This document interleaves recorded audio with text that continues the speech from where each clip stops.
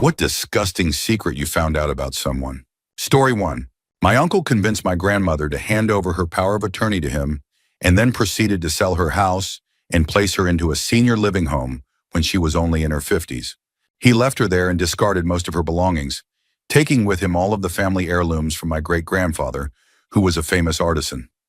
In the intervening years, he pawned off most of the heirlooms as he continued to scam his way across the country. Last I heard, he had somehow swindled his way into becoming a judge in Montana. He tried calling my dad a year or so ago and lied about what he had done to my grandmother. My dad confronted him about it, and he hasn't tried contacting any of us since. Now that my sister and I are grown and earning comfortable wages, we have been slowly buying my great-grandfather's works as we see them appear at auction or on eBay to bring them back into the family.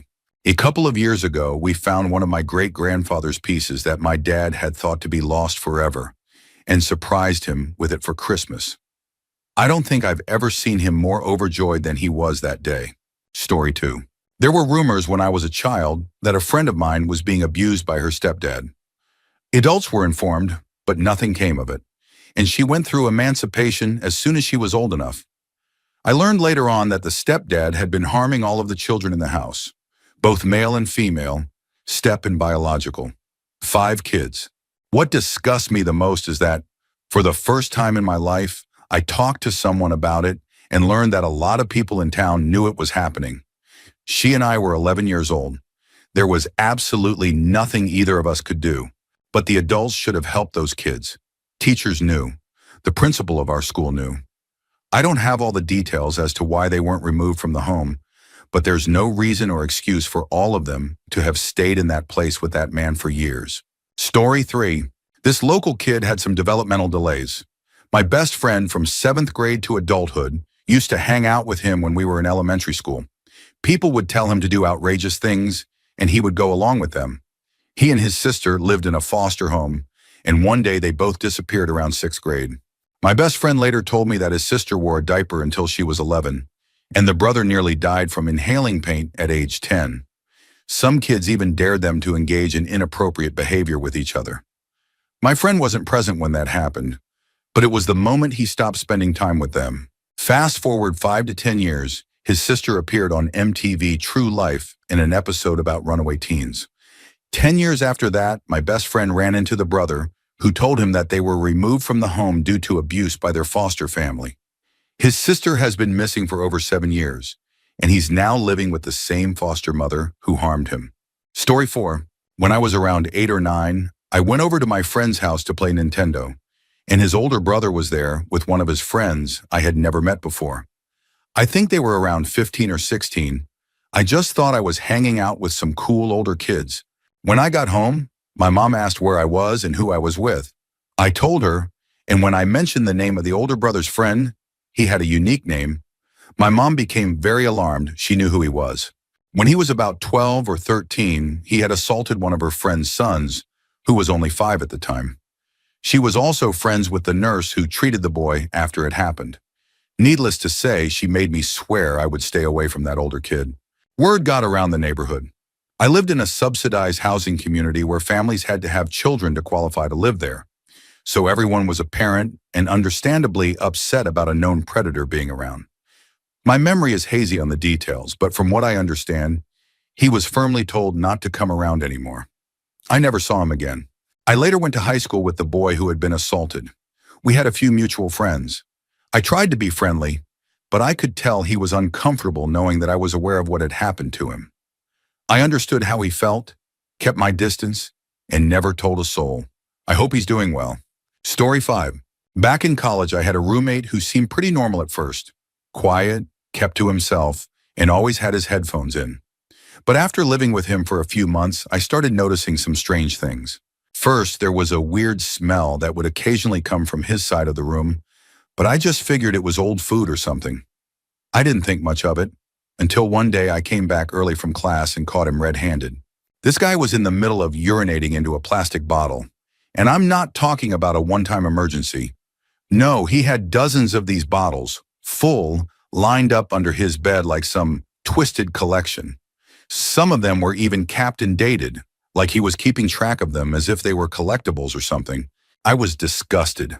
I asked him why he didn't just use the bathroom that was literally 10 feet away from our room, and he said, no joke, that he was too lazy to walk there sometimes. Too lazy? So instead of getting up and walking a few steps, he preferred to use bottles and store them under his bed, like some kind of demented hoarder. The worst part, he didn't even seem ashamed. He acted like it was completely normal, like I was the weird one for being grossed out. Needless to say, I moved out not long after. I couldn't look at him, or those bottles, the same way again. Story 6. An ex of mine had a troubled childhood with a violent alcoholic father. It got so bad that her mother finally decided to leave him when she was 2. One night, her father and a friend got drunk and attacked her mother. Her grandfather tried to intervene and was knocked down. The friend fled, thinking the older man was dead. He wasn't.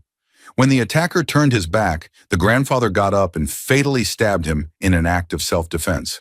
When she was about 10, her mom started seeing someone new and had another daughter with him. That man treated the new daughter like a princess, but he subjected my ex to ongoing verbal abuse and made her watch inappropriate content with him for hours while they were alone. She always said he never touched her, but I always had doubts. It went on for years until her mother finally believed her and kicked the man out. Unfortunately, her younger sister blamed her for it and didn't forgive her until much later, after dealing with her own guilt. My ex never really recovered. In college, she drank heavily, sometimes a bottle of whiskey a day, and got involved in a few unhealthy relationships. She grew to resent men and saw father figures as monsters in disguise. Still, deep down, she wanted a normal life. She chose me and we tried to make it work.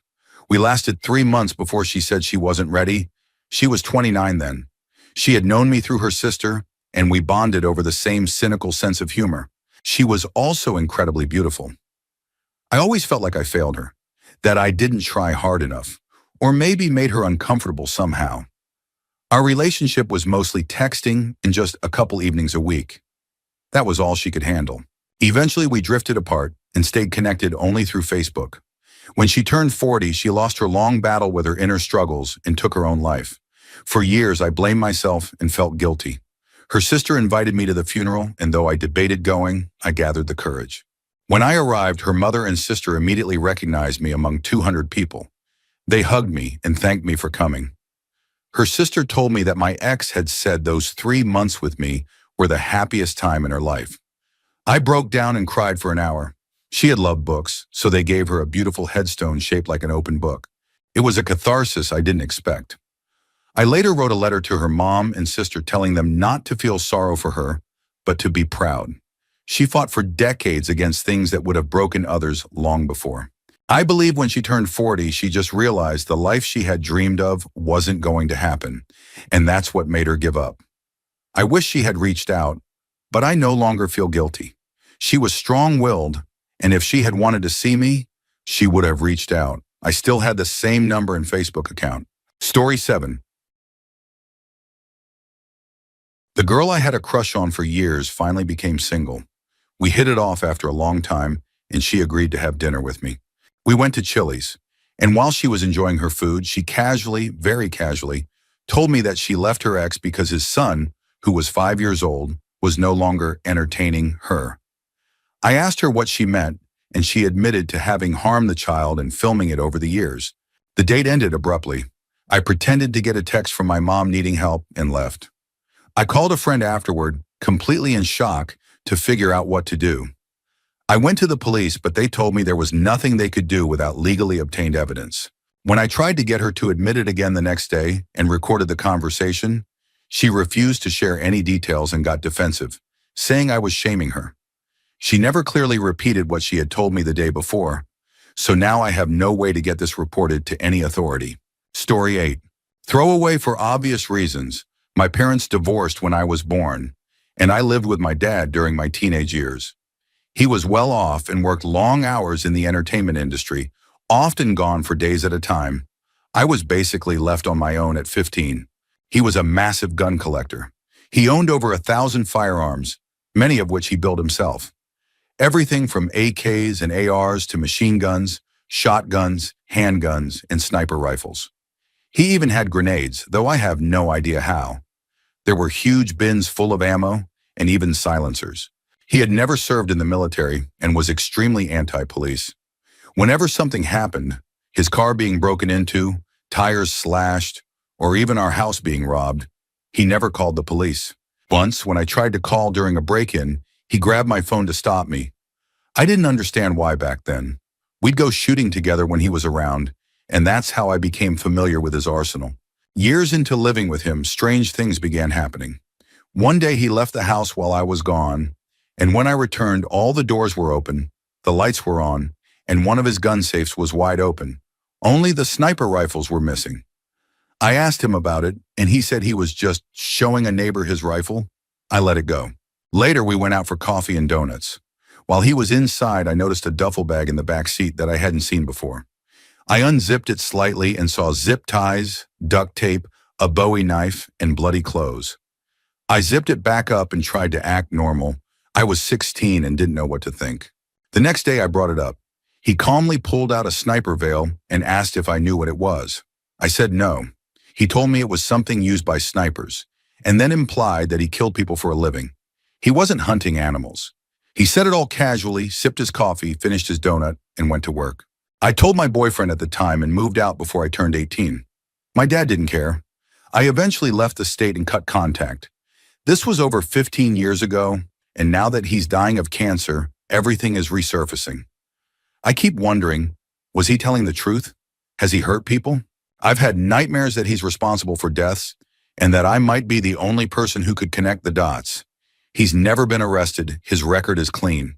He's popular in his industry, sober, intelligent, and social. My mom thinks it was a joke. My siblings think I made it up. But I left home with nothing, graduated early, and started over alone. That wasn't a story. It was survival. I don't know if he actually did those things or just made it all up. But either way, I'm disgusted. The duffel bag haunts me. And if what he said was true and he dies without being caught, I don't know how I'll live with the guilt of staying silent. Story 9. There was a guy who was friends with people in my friend group. He was actually the older stepbrother of one of the guys in the group. I'm not sure why, but I never liked him. One time at a party hosted by a friend who had off-road trails on his property, many of us had purchased beater jeeps and trucks to leave there and use for trail riding. He got drunk and was visibly irritated that a bunch of us had vehicles to hit the trails with, probably because everyone at the party, including the girls, who were about 8 years younger than him, ended up getting into the beaters and cruising around. He decided to take his Crown Victoria, his only vehicle, out on the trails after we got back. Everyone told him not to. He tried to get girls to ride with him, but everyone said no. We even tried to take his keys and he flipped out. He got in anyway, gunned it down one of the trails and rolled his car. This was the car he needed to get to work. The next morning he woke up freaking out at everyone. Just one of many short-sighted things he did while trying to impress women nearly a decade younger than him. I never liked the guy. Well, it turns out he was later revealed to be a serial offender targeting a local campus. At least half a dozen victims came forward. He would wait in parking lots, break into houses through windows, and use spray to disable his victims. Just all around awful. Now everyone just acts like he never existed. Storyton. I found out my uncle tried to seriously harm my mom when she was 18 because she got accepted into the Air Force Academy. She had just come home to my grandparents' house, where they all lived, to get ready to go out and celebrate the news with dinner. He walked into her room, punched her in the face, slammed her head into the vanity mirror, and then tried to strangle her with his bare hands before my grandparents rushed in and pulled him off.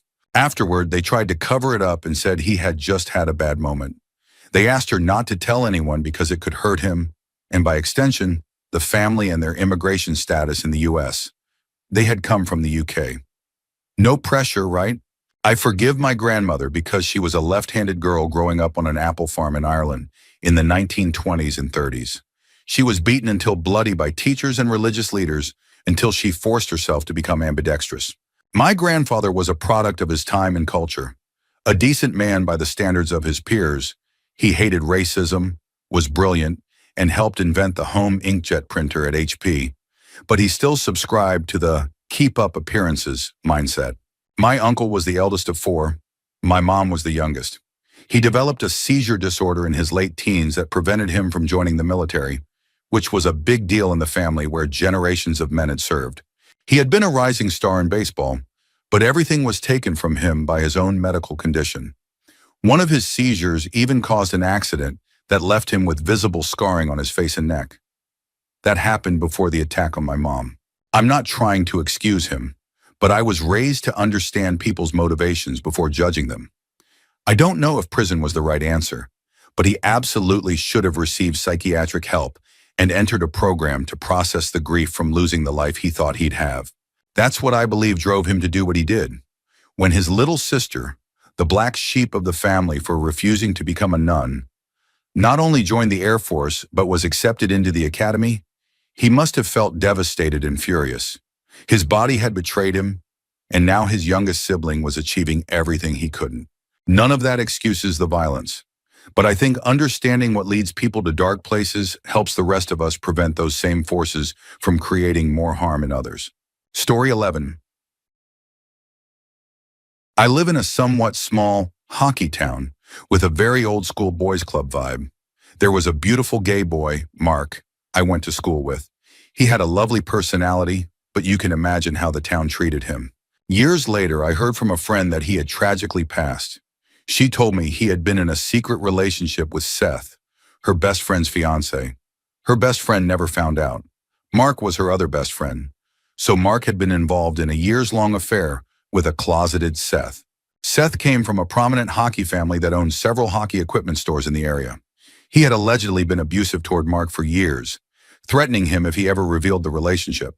He would get drunk, confess his love, reel Mark back in, then sober up and start the cycle all over again. Mark couldn't take the emotional toll anymore. Sometimes I wonder if there was even more to his death than we know. Back in high school, I dated a guy who was close with Seth.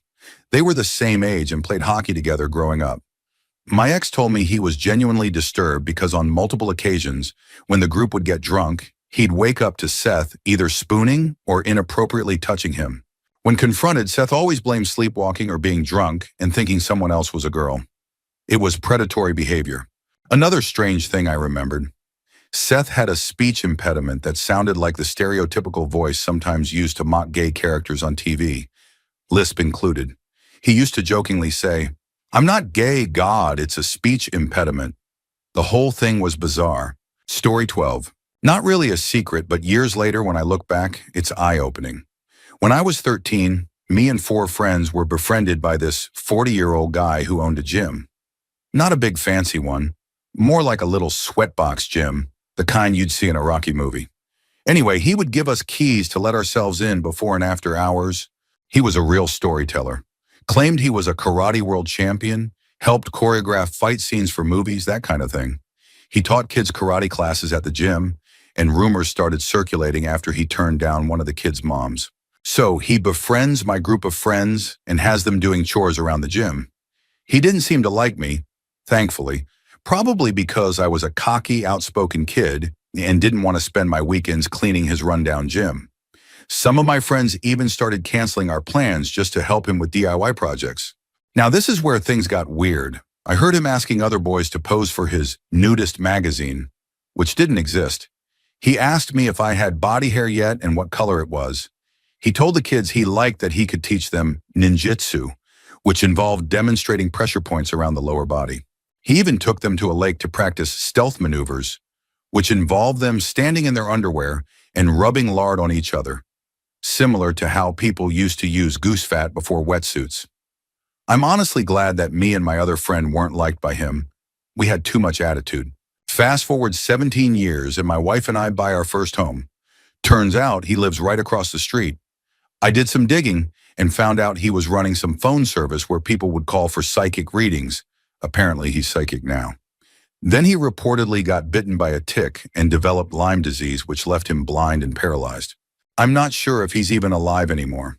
There's no concrete evidence, but I think I saw through him early on. That's probably why I was excluded while he manipulated my friends when we were 13. If you're still alive, you know who you are. I'm still on to you.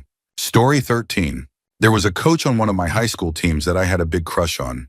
He was really kind to me, always complimented my playing and made me feel seen. I ended up leaving the team after a few months because I transferred schools. I didn't think much of him after that.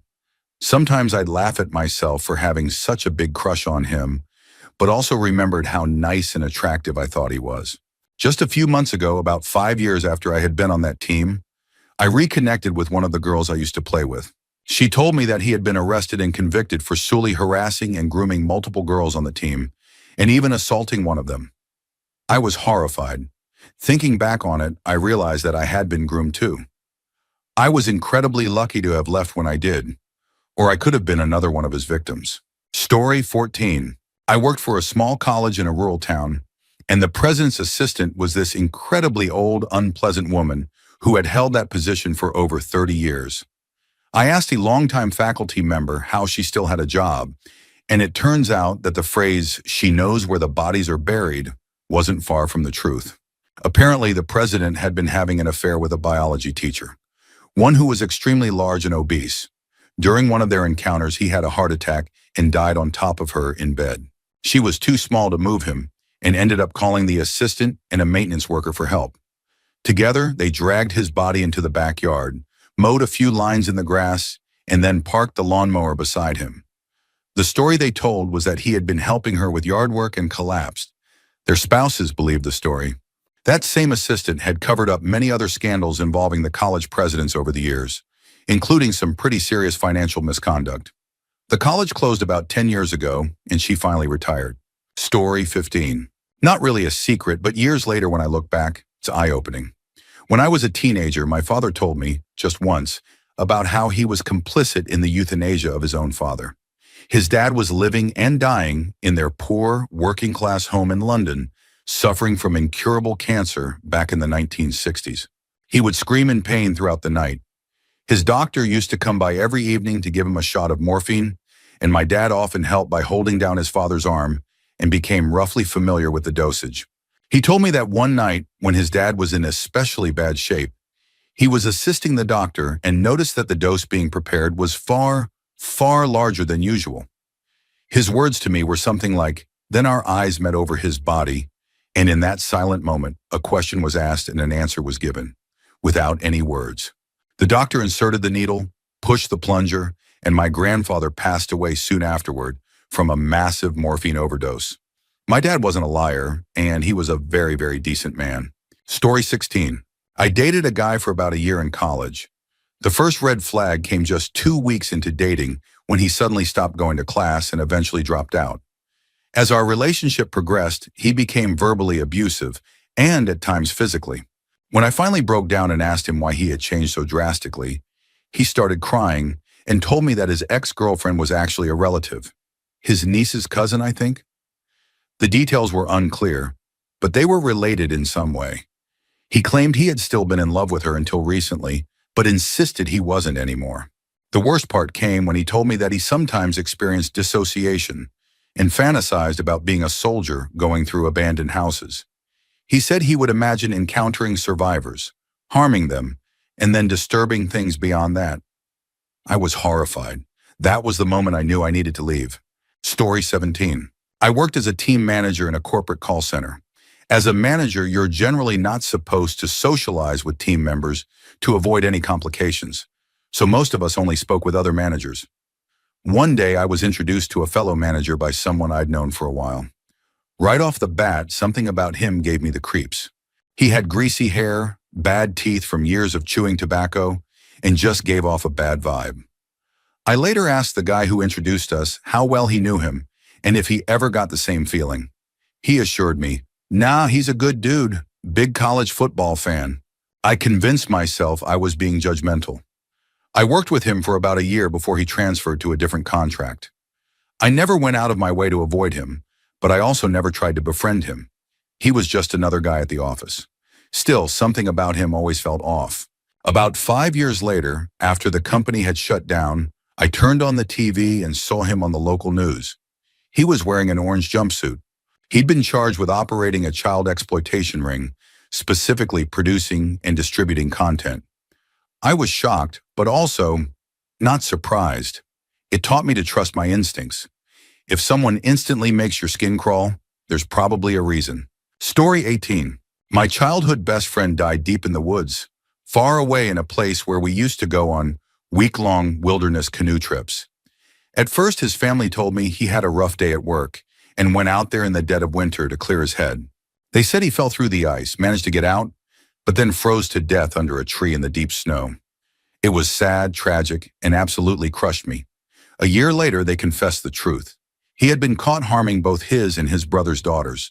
So he ran away and ended his life by hanging himself from that tree.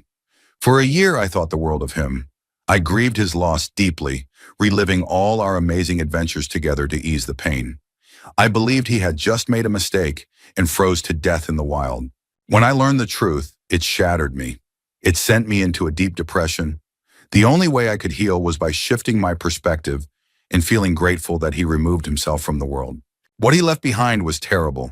I know he must have been deeply troubled and in need of help, but what he did was unforgivable. He made his choice, and I now believe he faced the consequences. Story 19.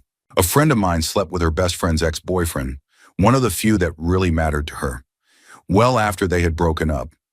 Randomly, the best friend ran into the ex, and they ended up hooking up for the first time since their breakup a few years prior. She later found out she had contracted chlamydia and was devastated, thinking she had somehow been responsible and passed it to him. During this time, she leaned heavily on her friend for emotional support. It eventually turned out that my friend had been the one who gave the guy chlamydia, and he had then unknowingly infected her best friend. I'm not necessarily judging the fact that an STD was contracted. These people probably thought they could trust each other. But the fact that she indirectly passed it to her best friend and never came clean about it just makes me cringe more than a little. Story 20. I had a friend who had a younger brother that suffered an injury when they were very young, and their mom completely spoiled and babied him. One night, a mutual friend of ours was driving me home after we had done some work together, and he told me something another friend had shared with him. My friend's family had gone to visit an old friend, and everything was going fine. At some point, the family friend went to get something while running a bath for her 2-year-old daughter. She told the brother to keep an eye on the child so she wouldn't fall into the tub.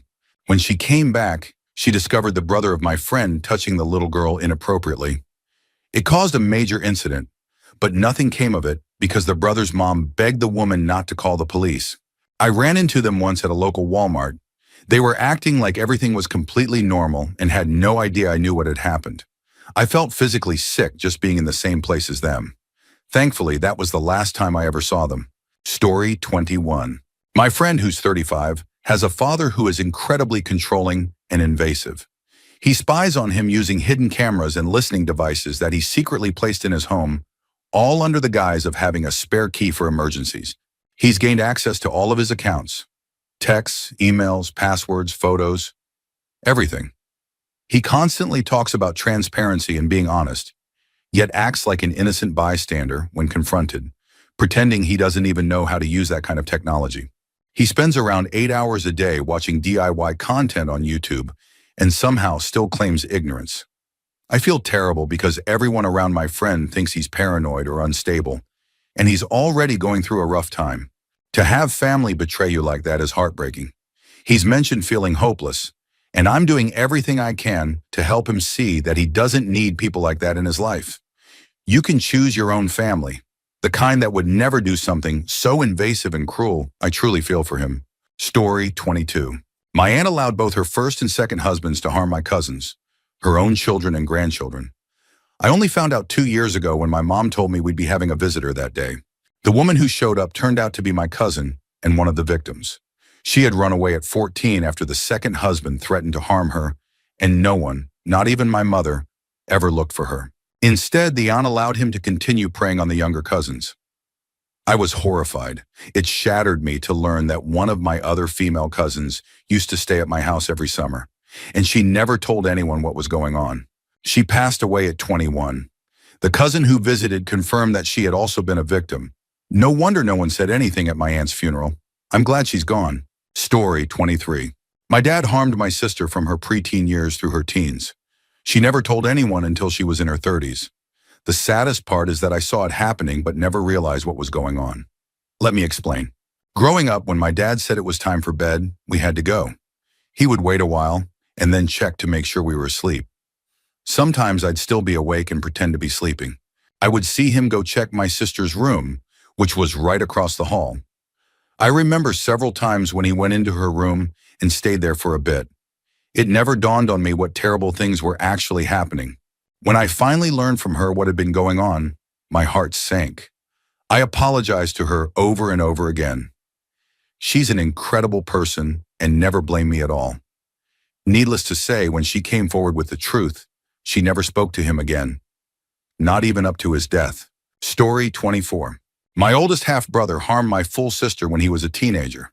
She was 7 years younger than him, and I'm 3 years younger than her. My mom knew about it but swept it under the rug. I never knew any of this until I was in my 40s. Also, my mom's father once told my sister she had a nice figure. He was in his 80s at the time. I strongly suspect he also harmed my mother and her sisters, and maybe the reason why my mom got married to her first husband at 16.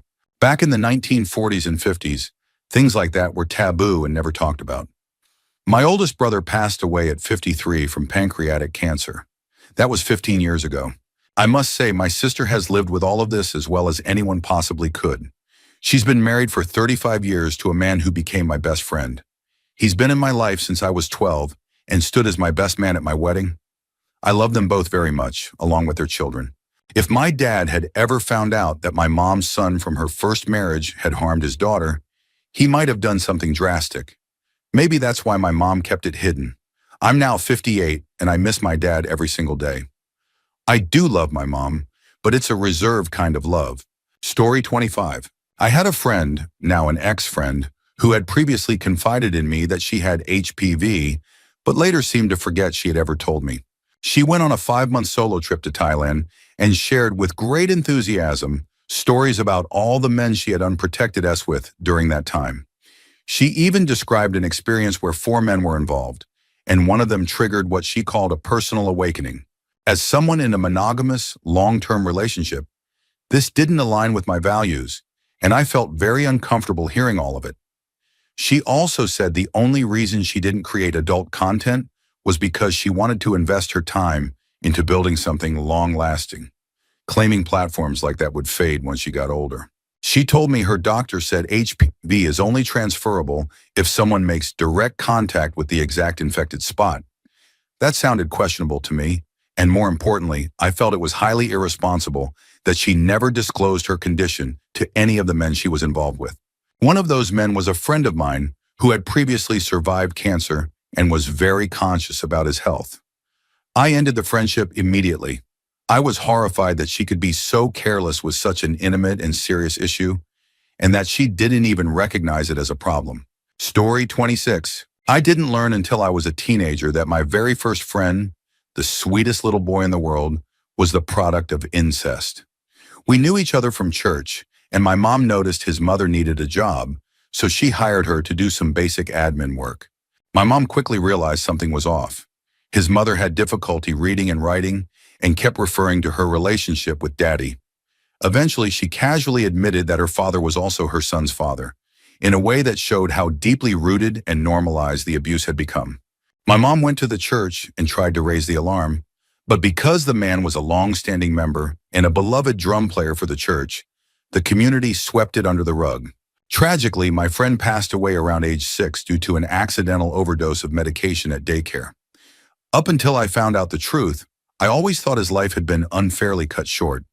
But now part of me wonders if, in a way, he was spared from the horrific situation he was born into. Story 27. Several years ago, I received a message on Facebook from someone claiming to be the cousin of my friend Jay. The message had been sitting in my request folder for over a month. The cousin said Jay had been out of contact for nearly a year, and the family was worried. I felt concerned, especially because Jay and I met as international students, and both of our families were far away. I knew Jay was gay, and not all of his relatives knew about it, so I assumed he might be keeping his distance because of that. I had also just started a new job and a new relationship, so we hadn't seen each other in a while. Still, something didn't feel right. I reached out to mutual friends and former classmates, asking if anyone had seen or heard from him. Most said they hadn't in months, but that wasn't entirely unusual. I mentioned it during a smoke break at work and then mostly let it go. A few days later, one of my colleagues came to my office and asked if I could come to his computer. He looked serious. I followed him, and he said, "I'm sorry to be the one to show you this, Then he opened his browser, and there on the national news was a story about my friend Jay, arrested and jailed for viewing extremely indecent material involving minors from a government agency where he had previously worked. His laptop had been found at a sauna containing thousands of illegal images. I was completely shocked. Outwardly, he had always been a gentle, kind person. He had helped me through a lot. But the last time we spoke, he told me he was living with his cousin and her 2 young children. That detail has haunted me ever since. Story 28. My whole life, I've had this strange feeling that something happened to me when I was very young, but I could never remember anything specific. There were some signs, but I convinced myself I was just being delusional or trying to create trauma where there wasn't any. Then, during a conversation about inappropriate behavior, my mother casually said that it wasn't wrong to be curious if children could experience physical sensations, and that she had tested it on me when I was young. She said it was normal, especially for first-time parents, and that people shouldn't be punished for it. My mom always made me uncomfortable growing up.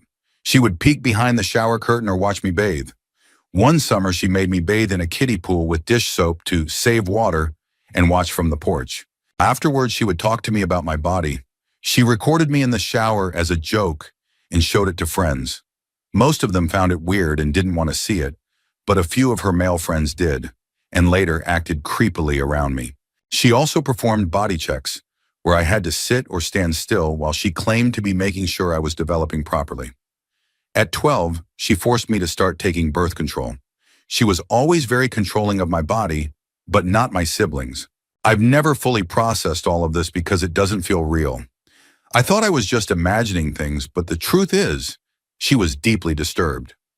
I don't think I have lasting trauma from it, probably because for most of my life, I convinced myself it wasn't real. As I got older, our relationship deteriorated. At 15, I called Child Protective Services. I was legally emancipated at 16 and moved in with my half-brother and sister's family. I haven't seen her since. That was over 10 years ago. Story 29. When I was in my early to mid-20s, I had a day with no classes because I was in college after getting out of the Army. I had taken a few hits of acid, and my dad called to ask if I wanted to go walk around a nearby nature area since it was a beautiful day. We walked for a while. He'd had a few drinks, which wasn't unusual since he was a regular drinker. Afterward, we decided to stop at a local ice cream place that wasn't far away. Just to add some context, I used to like taking acid because it gave me an incredible body buzz and heightened my senses. I never had crazy visuals or hallucinations, so when I was high, I'd usually be chill, enjoying the buzz and just vibing in my own head. We sat in the car. I had a small cone, and he had a milkshake. I looked over at him and noticed tears running down his face. He was just staring off in silence. Then he said, "When I was a kid, me and a female cousin would be intimate whenever we saw each other. It started when I was 10 and went on for a couple of years. I've never told a soul on this planet that." Based on the timeline, this would have been in the mid-1950s. It was heavy, something intense to be told at any time, let alone while on acid. I don't remember what I said exactly, but it was probably something like, "I'm sorry that happened to you." We never brought it up again. My dad always speaks vaguely about his childhood. He just tells people, "It was really messed up." I went through a lot of bad things. That moment always made me wonder what else he experienced that he never shared with anyone. Story 30. My grandpa was emotionally abusive and occasionally physically abusive his entire life. The sad part is that his children and grandchildren were so wrapped up in his manipulation that there's almost a cult-like worship of him among some of my siblings and cousins. Despite being labeled a Christian man, none of his children had successful relationships. Every single one of them ended up divorced at least once. He financially abused 4 out of his 5 children, and even a few of the grandchildren, by using them as cheap labor for the various family businesses. Not only that, but he would constantly sow discord between his kids so they'd never get along and would always fight, especially over money. He would literally say one thing to one kid, then turn around and tell something entirely different to another, often placing blame in the process. It wasn't until he got old and started losing track of his lies that one of my cousins began to see through it all. But even she still defends him, because the conditioning runs deep. One way he especially controlled people was through gifts. If you danced to his tune, he'd give you a small gift, usually something that came from the resources he manipulated out of others, so they'd end up resenting you. And when you stopped playing along, he'd remind you of all the good things he'd done for you. They were just scraps from the table, while he'd been feasting for decades. My aunt suspects he cheated on his wife, but there's no concrete proof. And at this point, everyone involved has passed away. Story 31. I found out all kinds of secrets about my coworker that she shared over the years. Turns out, she's a bit of a narcissist, something I hadn't encountered before. Let me tell you, if you can avoid people like this, do it. They can really mess you up emotionally. Anyway, I'll just stick to one of the wildest things she told me, just to keep it short. She was knowingly involved with a married man. They would text and talk regularly, but only hook up about once a month, typically when there was a business trip involved. She often complained about how he wouldn't leave his wife for her until his kids were grown. Real father of the year energy, right? She once described his wife as ugly and undeserving. It was brutal. Then one day he sent her a video of his kid doing something funny, and she laughed about it while saying his kids needed a stepbrother or sister. She has kids of her own. But when the wife unexpectedly came into frame, smiling at the camera and him, my coworker got furious. And when he didn't immediately decide to leave his wife, she drank heavily that night and ended up texting gibberish to a bunch of people. When the hangover passed and I asked her what happened, she recounted that entire story to me, like it was totally normal. Story 32. I know way too many disturbing stories. One that stands out involves a family friend of my best friend. He was around our age and would often show up at his house whenever I was invited over. He seemed like an okay guy, just a little immature at times, but nothing out of the ordinary for a teenage boy. My best friend, however, couldn't stand him. For the longest time, I never understood why he was so bothered by him. It turns out that this guy had assaulted my best friend when we were younger.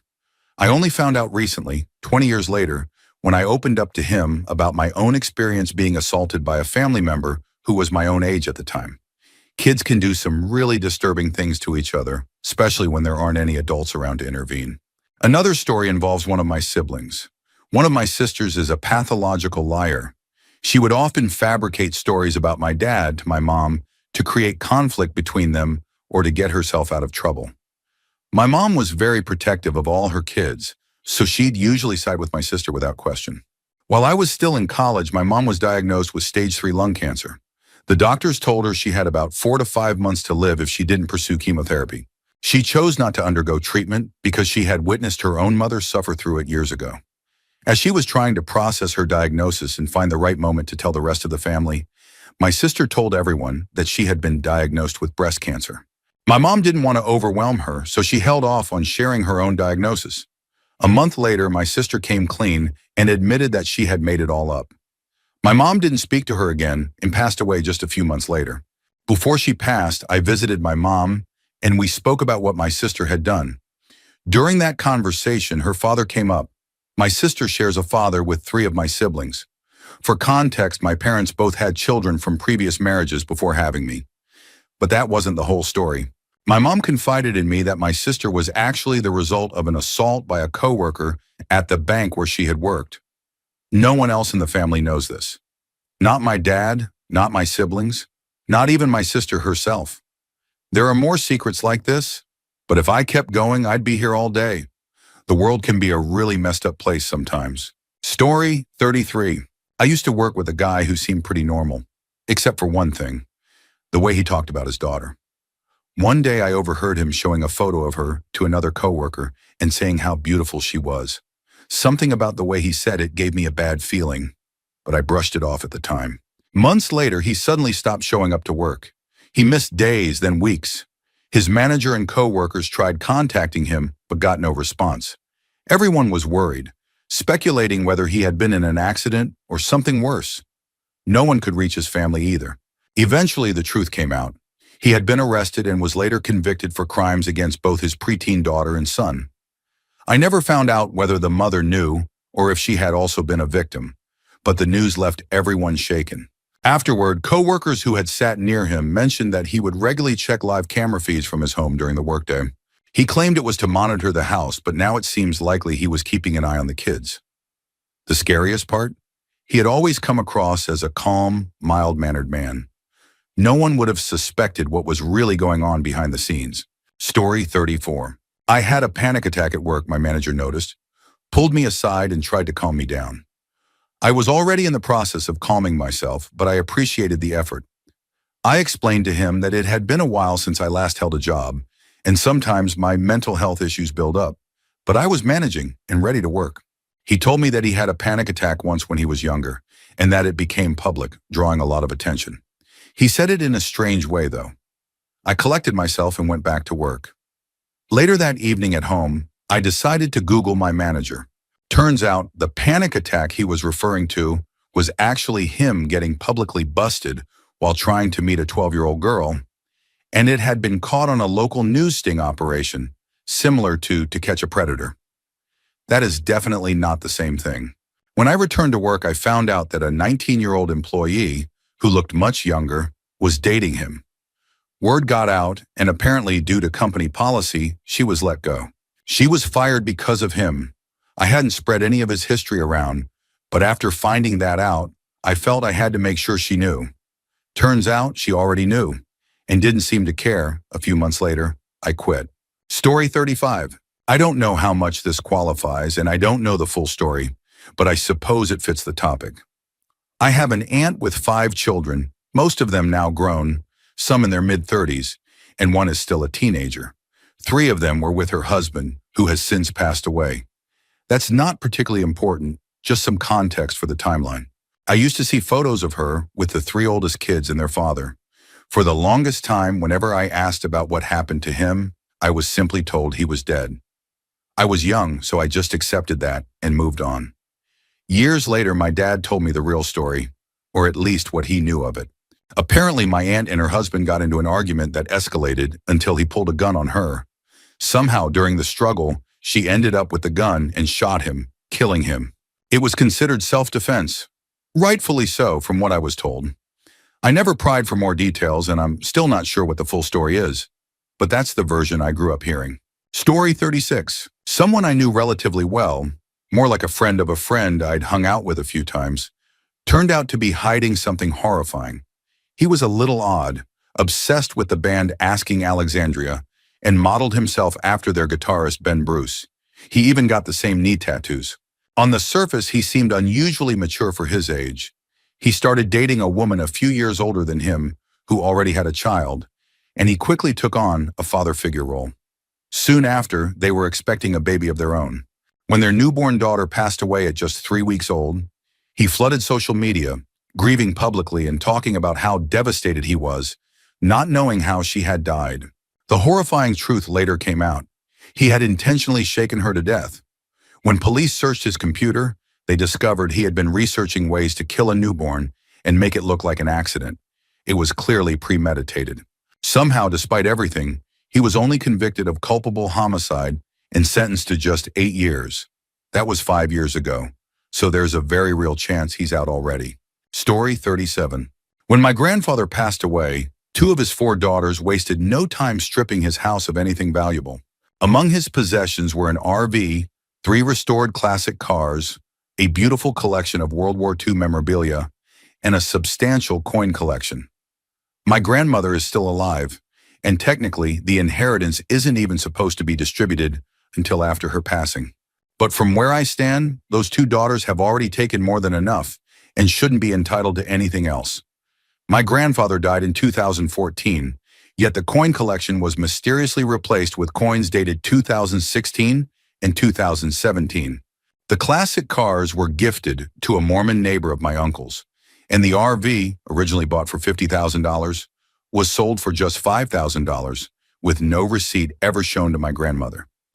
That same year, one of my aunts borrowed $15,000 from her. All 4 of my grandparents' children act entitled and spoiled.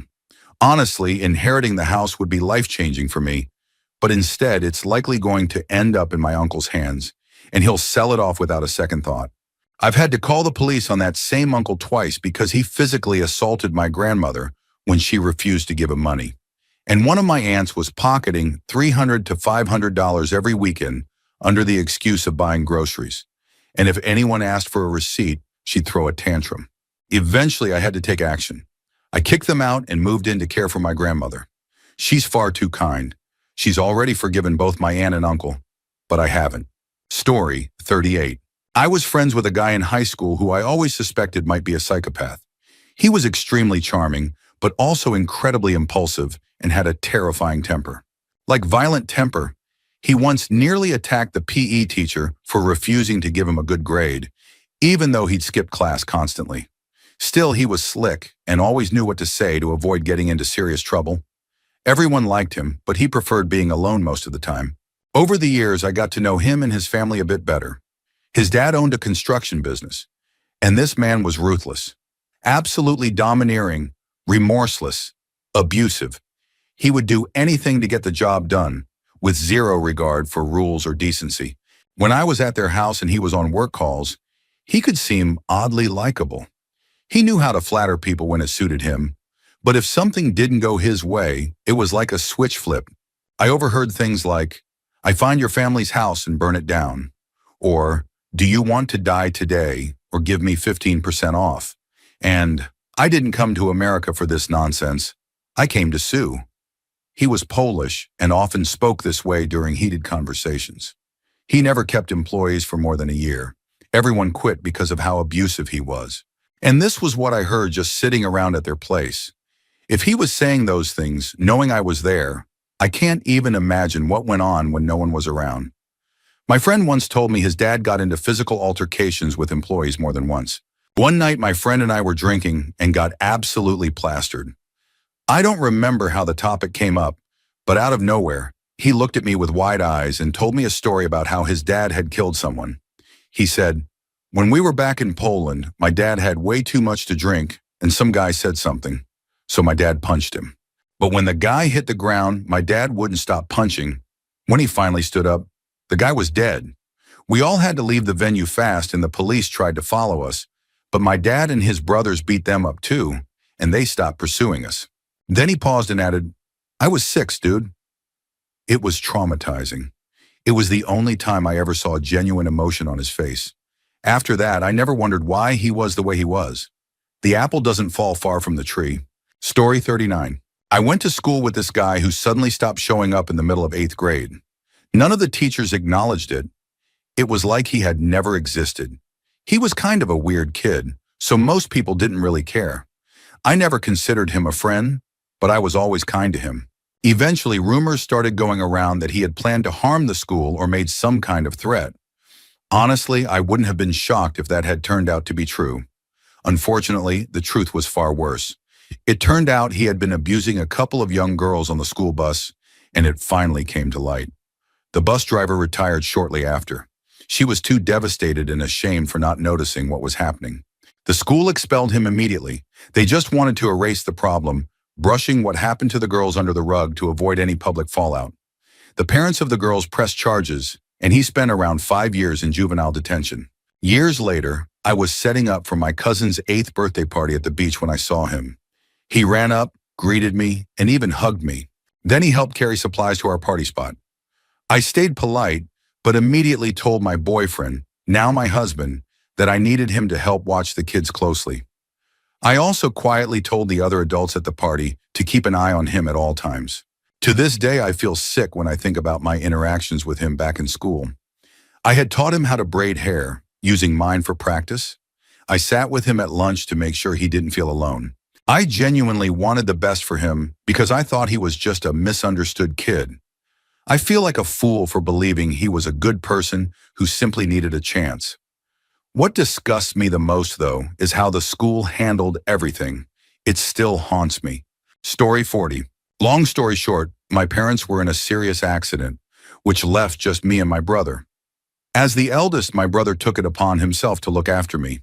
He worked part-time, and since we already had a house, things were manageable for a while.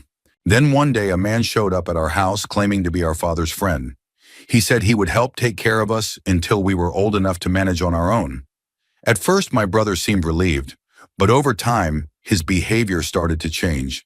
He began acting anxious, and he would tremble whenever our so-called uncle was around. One day, I was supposed to go on a school trip. I told both my brother and the man that I'd be gone for 3 days. They said okay, but the trip was unexpectedly canceled due to an issue with the destination. so I returned home early. I forgot to call and let them know I was coming back. It was a sunny day, so I walked home. When I got there, the door was locked. I rang the bell 5 or 6 times, but no one answered. I used my extra key to let myself in. I assumed no one was home and went to grab some cash from my brother's room. That's when I heard a strange sound. I was nervous, so I followed it quietly. What I saw will haunt me forever. I found my brother and our so-called uncle in the guest room. They were both unclothed, and I heard my brother begging him to stop, saying it hurt. I slowly backed away and left the house, then called the police. After I explained everything, officers and medics arrived. The man was arrested on the spot. We later learned that he had been abusing my brother every day since he moved in.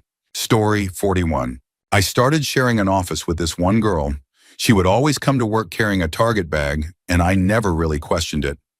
Our office shared a parking lot with Target, so I figured it wasn't a big deal. After a while, though, the office started to develop a really musty, unpleasant smell. I assumed it was a mold problem and decided to report it. Eventually, we found out the real reason. This girl had been taking off her bra and underwear at the end of the workday and shoving them behind the desk. Then she would put on a brand new bra and pair of underwear from the Target bag before leaving. She even shoved the price tags back there, so we knew it was all new. We had a locker room at work, and she used it to shower before heading home each day. She wasn't homeless. She actually made quite a bit of money. She just didn't want to bring her dirty undergarments home, so instead she wore a brand new set every single day and left the used ones hidden behind the desk. I never found out what happened to her. After she was confronted about it, she disappeared and was never heard from again. She even abandoned her apartment. Her family had to come and clean it out. Story 42. My squad leader, a man in his 50s, when I was stationed at Fort Bliss, had a group chat with some of the team leaders, mostly younger guys in their early 20s. He would constantly send explicit photos of women he found online and make inappropriate comments about them. After a while, I finally spoke up and said I wasn't comfortable with the group and wanted to be removed. He accused me of not being a team player, and from that point on, our work relationship deteriorated fast. He took every opportunity to humiliate me in front of my soldiers and denied me every chance at a promotion. Eventually, I transferred to a different company due to an unrelated incident. There, a leader who had known me since we both first arrived saw my potential and helped me get promoted. Later, that old squad leader's ex-wife filed charges against him, and he ended up in prison. Surprisingly, a bunch of guys from my old platoon tried to raise money for his legal defense. One of them got upset when I refused to contribute. I explained the group chat situation and told him I genuinely believed the guy was capable of what he'd been accused of. That finally made him back off. Story 43. I used to rent the bottom floor of a house owned by an older man named Gary. He lived upstairs, quiet, polite, the type who waved when you passed but never really talked much. The rent was cheap, the space was clean, and I figured I'd lucked out. A few months in, his behavior got weird. Packages started arriving for him. Big ones. He'd rush out to grab them before I could even step outside. At night, I'd hear heavy dragging noises above, sometimes thumps, sometimes muffled talking. Once or twice, I thought I heard crying, but hey, it's his house, not my business, or so I told myself. Then one day, my water started coming out brown. I went to tell Gary, but he wasn't home. I knocked, no answer. I decided to go around back. Maybe I could see through a window. What I saw through the blinds stopped me cold. The walls upstairs were covered in plastic sheeting. Industrial-looking lights hung from the ceiling, and right in the middle of the room was a table. Not a kitchen table, but something like you'd see in an autopsy room, covered in stains. Freaked out, I called the police. I told them what I saw, and they came out that evening. What they found still haunts me. Gary had been collecting roadkill, but not just collecting. He was doing things to the animals, skinning them, stitching their parts together, trying to preserve them in his own twisted way. Some pieces were in jars, others were half buried in the backyard. He kept detailed notes like it was some kind of art project or study, but the worst part, there was a journal entry describing how he wanted to move on to something more fresh, something alive. That was enough for the police to keep him in custody. I moved out the next day, packed my car, and didn't even wait for morning. Every time I hear a noise in the attic or see something in a jar, my stomach turns. I can't look at taxidermy anymore without feeling sick.